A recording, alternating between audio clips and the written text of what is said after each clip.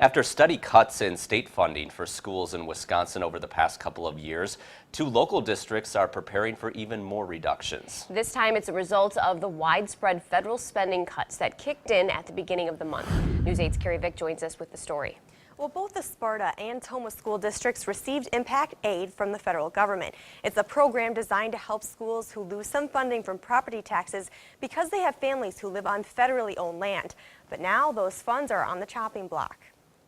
I tend to be a pretty optimistic person. It's a character quality that's being put to the test for Tomah District Administrator Cindy Zarty. The last couple of years have been tough. Zarty says the news of more funding cuts, this time from the federal government, is hard to swallow. The district receives an average of $170,000 of federal impact aid a year. It's a program designed to help schools who lose funding from property taxes because they have families who live on federal land like military bases or Native American reservations. Funding for the program will soon be reduced as part of the automatic federal spending cuts. And while it's just a piece of the district's $31 million budget, the cuts will still hurt. Every penny counts.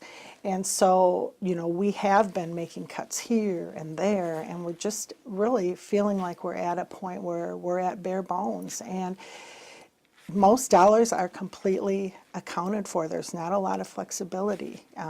And you're going to start seeing, our facilities not looking as nice, us not being able to keep maintenance up. The Sparta School District is also set to lose some of its impact aid funding. The district administrator says they receive an average of $17,000 a year, but the real impact will come from the combination of all the federal education cuts. I would anticipate that with all of our programs that will be impacted, that we receive federal funding for, we could easily see the loss of $140,000, $150,000.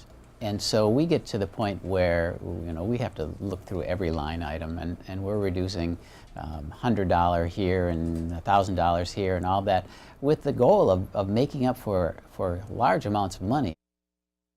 Now, according to the Associated Press, the U.S. Department of Education estimates about $60 million could be cut from impact aid this school year. Thank you, Carrie. The Associated Press also reports 5% of funding from all U.S. Department of Education programs is being cut.